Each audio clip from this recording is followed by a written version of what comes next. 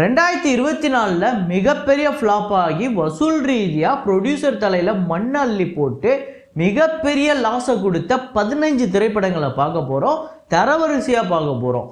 So அந்த 15 படங்கள் என்ன அப்படிங்கிறத பார்ப்போம். வீடியோக்குள்ளே போகலாம் வாங்க.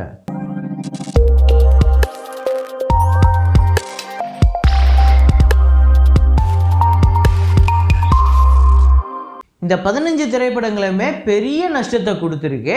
அதில் டாப் 1ல் இருக்கிறதுலே மிகப்பெரிய லாஸு.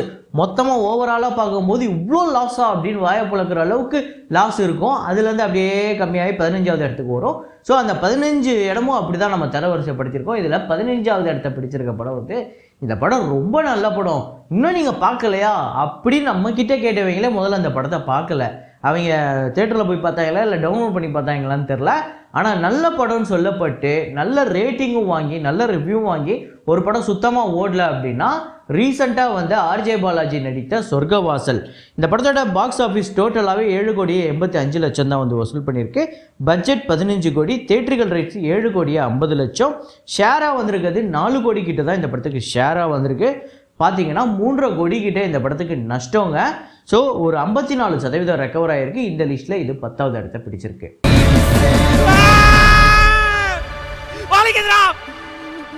அடுத்ததாக 14வது இடத்த பிடிச்சிருக்க படம். அந்த படத்தில் நடித்த ஹீரோ யார் அப்படின்னு பார்த்தீங்கன்னா, இவர் வேறு ஏதாவது ஒரு லாங்குவேஜில் ஹிந்தியில் ஒரு பெரிய படத்தில் இவ்வளோ பெரிய கோடி பட்ஜெட்டில் ஷாருக் கான் படத்தில் சல்மான் கான் படத்தில் இவர் ஒர்க் பண்ணுறாரா அப்படின்னாலே அது பெரிய விஷயமா பார்ப்பாங்க.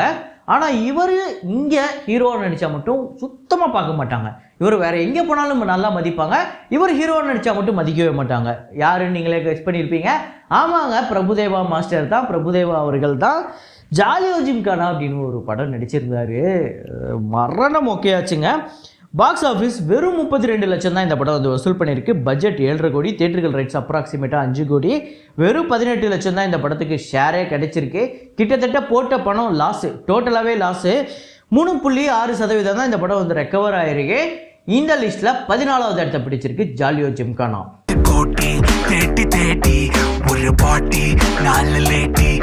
13வது இடத்தையும் அவரே தாங்க பிடிக்கிறாரு. அதே பிரபுதேவா அவர்கள் நடித்த பெட்டர் ஆப் அப்படிங்கிற படம் தான். இந்த படத்தோட கலெக்ஷனை பார்த்தீங்கன்னா 30 லட்சம் தான் வந்து வசூல் பண்ணியிருக்கு. பட்ஜெட் 8 கோடி, தேட்டரிக்கல் ரைட்ஸ் 5 கோடி. இந்த படம் 16 லட்சம் தான் வந்து ஷேரே கிடச்சிருக்கு. 3.2% தான் ரெக்கவர் ஆகிருக்கு. இந்த படமே போட்ட மொத்தமே காலி. போஸ்டர் ஓட்டின காசு கூட ரிட்டர்ன் வரலன்னு நினைக்கிறேன். அதாவது இந்த லிஸ்ட்டில் டாப் 1ல் அதாவது ரெக்கவரி பர்சன்டேஜ் வைஸ் பார்த்தா இவர் தான் டாப்பில் இருக்கணும். 3%லாம் வேறு யாருக்குமே கிடைக்காது. அந்த அளவுக்கு ஒரு மிகப்பெரிய அபூர்வமான ஒரு விஷயத்த பண்ணி வச்சிருக்காரு. அதுவும் தொடர்ந்து 2 படமும் இருக்குது. வெளில கிளம்பும்போது ஏதோ கோட்டையை பிடிக்கிற மாதிரி தான் போகிறேன். திரும்பி வரும்போது பார்த்தா தான் கோட்டையை விட்டு வரேன். இப்போ தான்டா ஜெயிப்பேன். அடுத்ததாக 12வது இடத்த பிடிச்சிருக்க படம். இவர் யார் அப்படின்னு பார்த்தீங்கன்னா, தலைகீழாகத்தான் குதிப்பேன் அப்படின்னு சொல்லிட்டு ரொம்ப வித்தியாசமான முயற்சிகள், ரொம்ப வித்தியாசமான திரைப்படங்கள் மட்டும்தான் நான் கொடுப்பேன், சாதாரண படங்கள்லாம் நான் பண்ணவே மாட்டேன், அது எனக்கு அலர்ஜி அப்படின்னு சொல்கிற மாதிரி ஆளு தான். ஆமாங்க, ரா பார்த்திபன் அவர்கள் தான். அவரோட டீன்ஸ் அப்படின்னு ஒரு படம் வந்தது. அதுவும் ஒரு பெரிய படத்தோட, அந்த படம் சரியோ சரியில்லையோ, ஆனால் அப்போதைக்கு ஒரு பயங்கர எக்ஸ்பெக்டேஷனில் இருந்த ஒரு படத்தோடு இவர் விட்டுருந்தார். இந்தியன் 2 கூட. பாக்ஸ் ஆஃபீஸ் 2,33,00,000, பட்ஜெட் 12 கோடி, தேட்டரிக்கல் ரைட்ஸ் 6.5 கோடிக்கு போயிருந்தது. 1,20,00,000 தான் இந்த படத்துக்கு ஷேராக வந்திருக்கு. கிட்டத்தட்ட 5.25 கோடி கிட்ட இந்த படத்துக்கு லாஸு. ஸோ 18% தான் இந்த படம் வந்து ரெக்கவர் ஆகிருக்கு. ஒரு மரண தோல்வி படமாக அமைஞ்சு 12வது இடத்த பிடிச்சிருக்கு இந்த லிஸ்ட்டில் டீன்ஸு.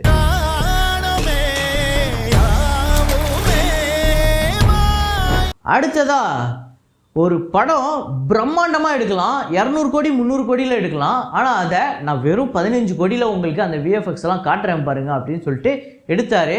பயங்கரமாக இருந்தது ட்ரெய்லர்லாம். ஆனால் படத்தில் மட்டும் கதையில் மட்டும் கோட்டையை விட்டாங்களா என்னன்னு தெரில. படம் சரியான லாஸு. கடைசி உலகப்போர் 11வது இடத்த பிடிச்சிருக்கு. பாக்ஸ் ஆஃபீஸ் 4,65,00,000, பட்ஜெட் 15 லட்சம், தேட்டரிக்கல் ரைட்ஸ் 8,25,00,000. டோட்டலாக லாஸு கிட்டத்தட்ட 5.25 கோடி கிட்டே இந்த படத்துக்கு லாஸுங்க. 30% தான் வந்து இந்த படம் வந்து ரெக்கவர் ஆச்சு. கைது செய்யப்பட்டுள்ளார். ஜன்னலை திறந்து உங்க அப்பா செத்துட்டாருன்னு மட்டும் சொல்லி பாரு. இங்க இருக்கிற மொத்த கும்பலும் போய் எதிர்கட்சியில் சேர்ந்துருவாங்க. சில டைரக்டர் படம் தாங்க, யார் ஹீரோ யார் மியூசிக் எதுவுமே நம்ம கவலைப்பட மாட்டோம். அந்த டைரக்டர் ப்ராமிசிங்காக ஒரு நல்ல படத்தை கொடுப்பாரு அப்படின்னு நம்பி நம்ம தேட்டருக்கு போவோம். அப்படி தான் இவருமே ஒரு நல்ல டைரக்டரு. ஆனால் அந்த நம்பிக்கையை இந்த வருஷம் உடைச்சிட்டாரு. ஜோஷுவா இமைப்போல் காக்கா அப்படிங்கிற ஒரு காவியத்தை கொடுத்த கௌதம் வாசுதேவ் மேனன் அவர்களை தான் நான் சொல்கிறேன். ஸோ ஜோஷுவா இமைப்போல் காக்கா 10வது இடத்தை பிடிச்சிருக்கு இந்த லிஸ்ட்டில். பாக்ஸ் ஆஃபீஸ் 1,95,00,000, பட்ஜெட் 10 கோடி, தேட்டர்கள் ரேட்ஸ் கிட்டத்தட்ட 7 கோடிக்கு போயிருக்கு. 1 கோடி கிட்ட தான் இந்த படத்துக்கு ஷேர் வந்திருக்கு. 6 கோடி கிட்ட, 5.25 கோடி, 590 கோடி கிட்ட இந்த படத்துக்கு லாஸு.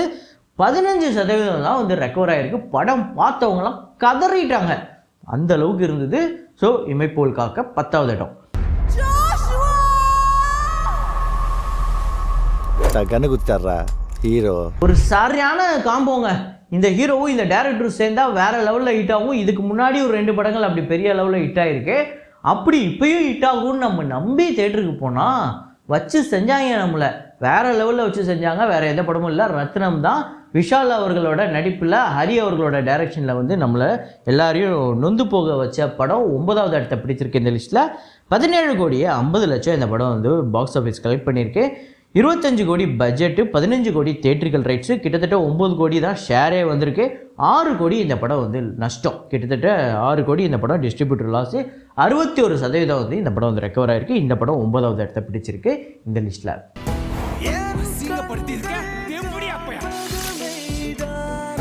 கவின் பயங்கரமான ஒரு வித்தியாசமான கெட்டப்பில் ஒரு பெக்கராக நடிக்கிறாரு.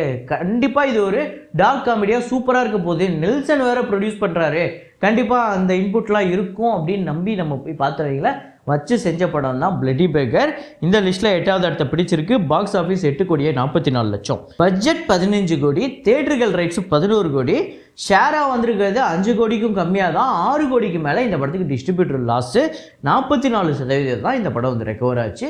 ஒரு சரியான தோல்வி படம் பிளட்டி பெக்கர் இந்த லிஸ்ட்டில் 8வது இடத்தை பிடிச்சிருக்கு. வேலைக்கு போறதுக்கு ரெடி ஆகிற மாதிரி பிச்சை எடுக்க போறதுக்கு ரெடி ஆகிட்டு இருக்காங்க. விளங்குவான் அவன். பிரபுதேவா சார், நீங்கள் மட்டும்தான் தொடர்ந்து 2 பொசிஷனை பிடிப்பீங்களா? நானும் பிடிப்பேன், நாங்கள் மட்டும் என்ன சாதாரணாடா அப்படின்னு பிரபுதேவாவுக்கே டஃப்பு கொடுக்குற மாதிரி நம்ம ஜெயம் ரவி அண்ணன் வந்து அதை பண்ணியிருக்காப்புல. சைரன் அப்படிங்கிற ஒரு படம், அதாவது ஜெயம் ரவி, கீர்த்தி சுரேஷ் இவங்க 2 பேரோட காம்போவில் எப்படிப்பட்ட ஒரு படம் இருக்கும். இதில் வேறு அனுப்பமா வேறு இருக்காங்க. ஓகே, இந்த படம் வேறு ஃப்ளேவரில் இருக்கும். போய் பார்த்தா வேறு லெவலில் சொதப்பி வச்சுருந்த ஒரு படமாக இருந்தது. எதுக்கு வந்து கீர்த்தி சுரேஷ்க்கு ஒரு போலீஸ் கெட்டப் கொடுத்தாங்கன்னு இப்போ வரையும் நான் யோசிச்சுக்கிட்டு இருக்கேன். சரி, ஓகே, இந்த படம் பாக்ஸ் ஆஃபீஸ் பார்த்திங்க அப்படின்னா 18 கோடி வந்து கலெக்ட் பண்ணியிருக்கு. 28 கோடி இந்த படத்தோட பட்ஜெட்டு, தேட்டர்கள் ரைட்ஸு 16 கோடி, ஷேராக வந்திருக்கிறது 9.25 கோடி கிட்ட. இந்த படத்துக்கு 6.25 கோடிக்கு மேலே லாஸு. ஸோ ஒரு சரியான லாஸாக வந்தது. 60% இந்த படம் வந்து ரெக்கவர் ஆச்சு. ஸோ இந்த லிஸ்ட்டில் 7வது இடத்தை பிடிச்சிருக்கு சைரன். பொண்ணுன்னா உனக்கு உயிரா? எல்லா ஆம்பளைங்களுக்கும் அவங்க வாழ்க்கையில் 2 தேவதைங்க கிடைப்பாங்க. ஸோ அடுத்த ஜெயம் ரவி திரைப்படம் என்ன அப்படிங்கிறத நீங்கள் ஆல்ரெடி கெஸ் பண்ணியிருப்பீங்க. ஆமாங்க, இப்போ சைரன்லையாவது எந்த ஒரு பாட்டு பெருசாக ஹிட்டாகல, எதுவும் நம்மளை வந்து ட்ரெண்டெலாம் ஆகலை. ஆனால் பிரதர் அப்படிங்கிற படத்தில் மக்காமிஷி அப்படிங்கிற பாட்டு வந்து வேர்ல்டு லெவல் ட்ரெண்டாச்சே. அப்படிப்பட்ட ஒரு பாட்டு இப்படி ஒரு படத்தில் இருக்குது அப்படிங்கும்போது அந்த படத்துக்கு எப்படி வந்து பாக்ஸ் ஆஃபீஸ் வந்திருக்கணும். ஆனால் இவங்க அந்த ஒரு பாட்டை மட்டுமே வச்சு படத்தை ரொம்ப ரணக்கொடூரமாக எடுத்து வச்சதுனால இந்த படம் பாக்ஸ் ஆஃபீஸை பாருங்கள், வெறும் 9 கோடியே 68 லட்சம் தான் வந்து கலெக்ட் பண்ணியிருக்கு. பட்ஜெட் 24 கோடி, தேட்டர்கள் ரைட்ஸு 14 கோடி, 5 கோடி தான் ஷேராக, கிட்டத்தட்ட 5.25 கோடி தான் ஷேராக வந்திருக்கு. 8.25 கோடி கிட்டே இந்த படத்துக்கு லாஸு, டிஸ்ட்ரிபியூட்டர் லாஸு. வெறும் 37% தான் இந்த படம் வந்து ரெக்கவர் ஆகிருக்கு. ஒரு சரியான தோல்வி படமாக அமைஞ்சுது பிரதர். நல்லா பார்த்துக்கோ, ஏன்னா இந்த வீட்டுக்குள்ளே வந்ததுக்கப்புறம் உன்னால் சிரிக்கவே முடியாது. வழக்கமாக ஏதாவது ஒரு ஸ்போர்ட்ஸ் மூவி, கபடியோ கிரிக்கெட்டோ ஃபுட்பாலோ இந்த மாதிரி ஏதாவது ஒரு படம் வருது அப்படின்னா அதில் கதை இருக்கோ இல்லையோ, அந்த ஸ்போர்ட்ஸை மட்டும் கரெக்டாக நம்ம எடுத்துட்டோன்னு வைங்களேன், படம் வேறு லெவல் ஹிட்டு. ஆனால் அதுக்கெல்லாம் முற்றுப்புள்ளி வைக்கிற மாதிரி தான் ஒரு படம் வந்தது. கிரிக்கெட்டும் இருக்குது, கிரிக்கெட் தெரிஞ்ச 2 பேரும் அந்த படத்தில் இருக்காங்க. இதில் வேறு ஒரு மிகப்பெரிய ஸ்டார் வந்து எக்ஸ்டெண்டட் கேமியோ வேறு இருக்கார். ஆனாலும் நாங்கள் படத்தை ரொம்ப மட்டமாக தான் எடுத்து வைப்போன்னு எடுத்து வச்ச மாதிரியே இருந்தது லால் சலாம். ஸோ இந்த லிஸ்ட்டில் 5வது இடத்தை பிடிச்சிருக்கு லால் சலாம். வெறும் 33 கோடி தான் இந்த படத்தோட வசூல். 50 கோடி பட்ஜெட்டு, 35 கோடி தேட்டர்கள் ரைட்ஸு, 16 கோடியே 85 லட்சம் இந்த படத்தோட ஷேரு. 18 கோடிக்கு மேலே இந்த படத்துக்கு டிஸ்ட்ரிபியூட்டர் லாஸுங்க. வெறும் 48% தான் இந்த படம் வந்து ரெக்கவர் ஆச்சு. அதுக்கு முன்னாடி தான் சூப்பர் ஸ்டார் ரஜினிகாந்த் அவர்களுக்கு ஜெயிலர் அப்படின்னு ஒரு all time black Bastar industry hit ஆச்சு. அதுக்கப்புறம் இப்படி ஒரு மரண ஃப்ளாப்பா அப்படின்னு எல்லாரும் வியக்க வச்ச ஒரு படம் தான் லால் சலாம். இந்த லிஸ்ட்டில் 5வது இடத்தை பிடிச்சிருக்கு. மதிக்கலைன்னு யார் சொல்ற? உள்ளே இருக்கிற சில ஆட்கள் மேலே நம்பிக்கை இல்லைன்னு சொல்கிறேன். அடுத்ததான் 4வது இடத்த பிடிச்சிருக்க படம் வந்து அந்த படத்தில் நடிச்சிருக்க ஹீரோ எப்படிப்பட்டவர்னா அவர் வந்து தமிழ் சினிமாவோட ஒரு பெரிய ஆக்டர் அப்படின்னு சொல்லலாம். அந்த அளவுக்கு டெடிக்கேட்டடாக ஒவ்வொரு கேரக்டரும் செதுக்கிடுவார் நடிப்பில். அவரை தாண்டி அந்த கதையில் நம்ம வேறு யாரையுமே யோசிக்க முடியாது. ஆனால் இப்படிப்பட்ட ஒரு நடிகரை வச்சுக்கிட்டு இவங்க கதையிலையும் ஸ்க்ரீன் பிளேலையும் கோட்டை விடுறதுனால இவரோட தொடர் தோல்விகள் தான் எக்கச்சக்கமாக நம்மளால் பார்க்க முடியுது. அப்படிப்பட்ட ஒரு நடிகரோட படம் தான் தங்கலான் 4வது இடத்த பிடிச்சிருக்கு இந்த லிஸ்ட்டில். பாக்ஸ் ஆஃபீஸ் 82 கோடி, தேட்டரிக்கல் ரைட்ஸ் 66 கோடிக்கு போயிருக்கு. 130 கோடி இந்த படத்தோட பட்ஜெட்டு. வெறும் 44 கோடி கிட்ட தான் இந்த படத்துக்கு ஷேர் வந்திருக்கு. கிட்டத்தட்ட 21 கோடிக்கு மேலே இந்த படத்துக்கு வந்து லாஸு, டிஸ்ட்ரிபியூட்டர் லாஸு 67% தான் இந்த படம் வந்து ரெக்கவர் ஆகிருக்கு. ரொம்ப கஷ்டப்பட்டு நடித்த சியான் விக்ரம் அவர்களுக்கு இந்த படம் பிரயோஜனமே இல்லாமல் போச்சு.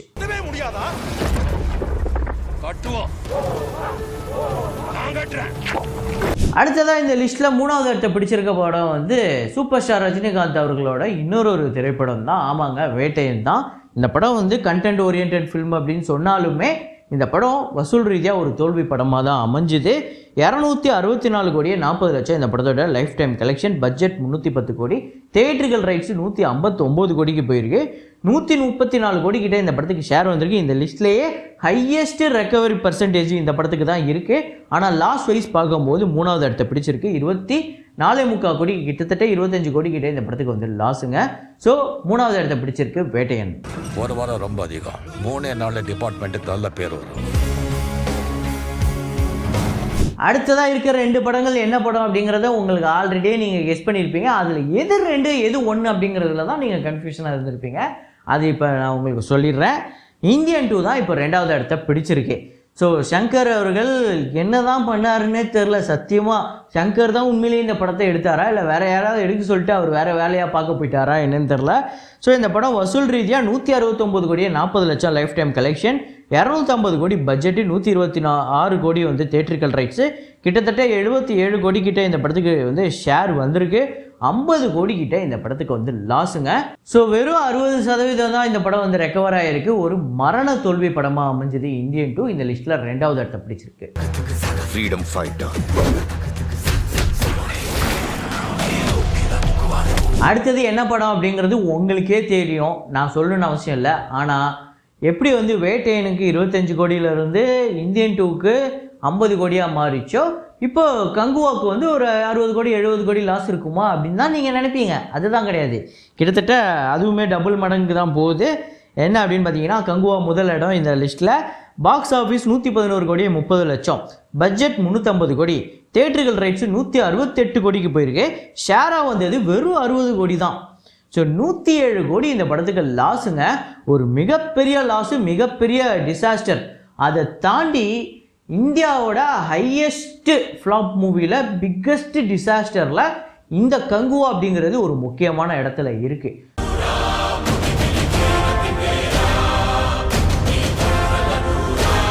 ஸோ இந்த 15 திரைப்படங்களில் நீங்கள் எதை பார்த்து பயங்கரமாக நொந்து போனீங்க, எதை பார்த்து ஐயோ இந்த படத்துக்கு ஏன்னா நான் தேட்டருக்கு வந்தேன் கடுப்பானீங்க அப்படிங்கிறத கமெண்ட்டில் போடுங்க.